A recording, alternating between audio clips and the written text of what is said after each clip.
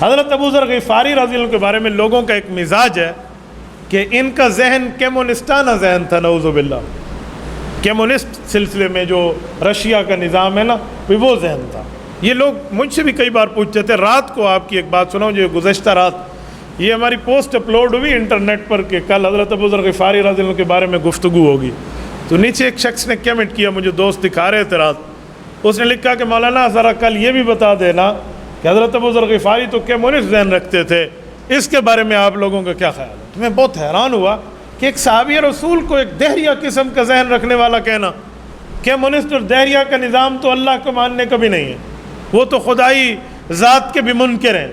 تو حضرت ابو ذر کے نام پہ ایسا دھبا رکھنا تو یہ تو جرم ہے. تو میں نے کہا اسے کسی طرح پروفائل کھولیں، اسے دیکھیں بندہ کون ہے. تو جب انہوں نے اس کی پروفائل کھول کے دیکھی تو وہ شخص خود بھی وہ نکلا جس کے نزدیک کسی قسم کے دین کی اہمیت نہیں ہے. تو پروفائل سے تو چہرہ سامنے آ جاتا ہے نا کہ بندہ ہے کیا، اس کی سی وی کھل جاتی ہے.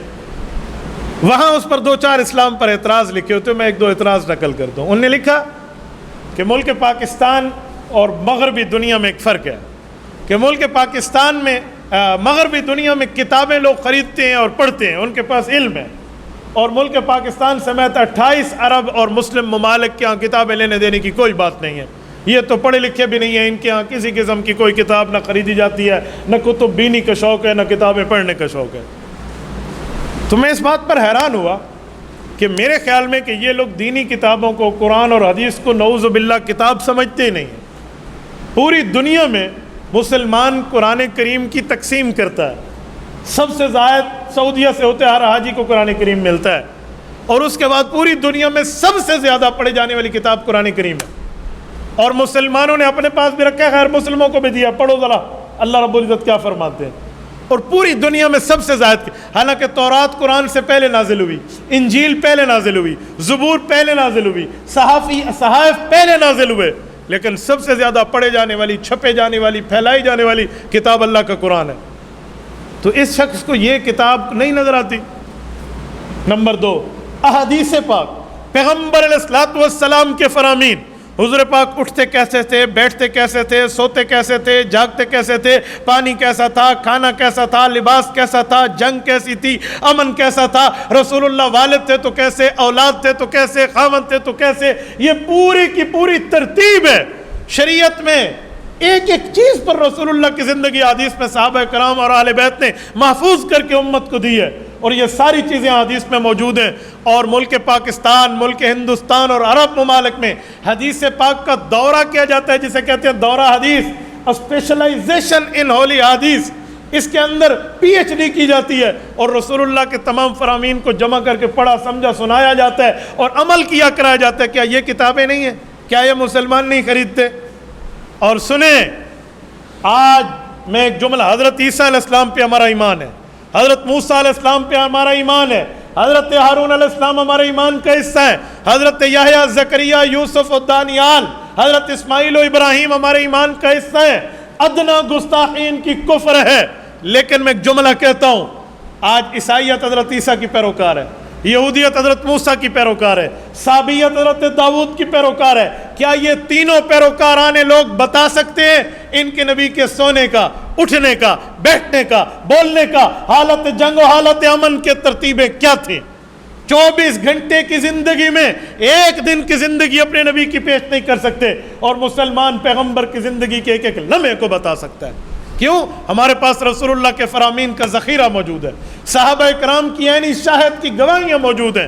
تو ہمارے ہاں تو کتابیں ہیں، ان کے ہاں تو اتنی ٹیکنالوجی ہونے کے باوجود اپنے نبی کا ایک دن رات کی حالات یہ نہیں بتا سکتے. ابھی بھی اعتراض ہم پہ کہ مسلمان کتاب نہیں خریدتا، مسلمانوں کو کوئی کتاب بھی نہیں کا شوق نہیں ہے. اور میں ایک جملہ سمجھانے کے لیے کہتا ہوں، 8 سال میں عالم بنتا ہے، 3 سال میں آگے تخصص فی الفقہ، تخصص فی الافتاء، تخصص فی التفسیر، تخصص فی الحدیث، تخصص فی الدعوت والتحقیق. یہ تخصصات جسے کہتے ہیں ایکول ٹو PhD. یہ ایجوکیشن پڑھ پڑھ کے 12-15 سال ہو جاتے ایک بندے کو کامل بن کے دنیا میں آنے پر. اس میں 1 سال دور حدیث کی کتابیں اتنی ہیں کہ اگر ایک طالب علم پہلوان جیسا بھی اٹھانا چاہے تو نہ اٹھا سکے. اتنی حدیث پاک کی کتابیں ہیں. تو آپ کہتے ہیں مسلمان کوئی کتاب نہیں خریدتا؟ یار اور چھوڑو، یہ فضائل اعمال حضرت شیخ الحدیث مولانا زکریا کاندلوی رحمہ اللہ کی ہے. شاید کہ کوئی گھر خالی ہو یا کوئی مسجد خالی ہو اس سے. یہ اللہ کی کتاب کے بعد سب سے زیادہ پڑھی جا رہی ہے.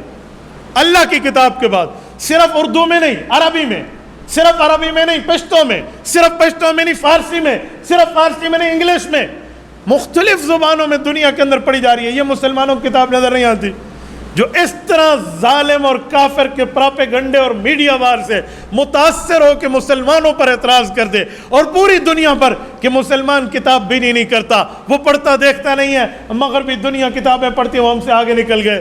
یہ بندہ واقعی کہہ سکتا ہے کہ حضرت ابو ذر غفاری رضی اللہ عنہ نعوذ باللہ کمیونسٹ ذہن رکھتے تھے، کمیونسٹانہ مائنڈ تھا ان کا. یہ کہہ سکتا ہے جس کا اپنے علم کا حال یہ ہے، جو اسلام پر یوں بولنا شروع کر دے کہ بھائی یوں ہے یوں ہے. تو میں تو انہیں نہیں جانتا، لیکن میں آج کی گفتگو کے ذریعے ان جیسے ہر ذہن رکھنے والے کو پیغام دے رہا ہوں کہ حضرت ابو ذر غفاری پر اس طرح کی نازیبہ جملے کسنا اور کس کر امت میں پھیلا دینے تمہارے بس کا روگ نہیں ہے.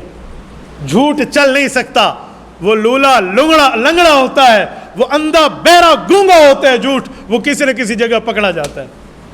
کوڑ وہ بندہ مارے جرا کچھ چھجے تے کچھ پھبے، صحابہ تے کوڑ مارنے دا فائدہ بھئی اپنی عاقبت برباد کرنے کے مترادف ہے. یہ صحابہ کرام کا بھائیوں والا مسئلہ تھا. ایک اعتراض کر رہا ہے، دوسرا جواب دے رہا ہے، غصہ ایک دوسرے سے کر رہے ہیں. تو والد اور چچا میں لڑائی ہو جائے تو بیٹے اور بھتیجے کا کام کسی کو جو ہے نا کیا کہتے ہیں تردید کرنا نہیں ہوتا کہ میں چچا کے ساتھ مل کے باپ کو ماروں یا باپ کے ساتھ مل کے چچا پہ ہاتھ اٹھاؤں. میرے لیے تو دونوں قابل احترام ہیں، ہمارے لیے تو دونوں آنکھوں کا نور ہے.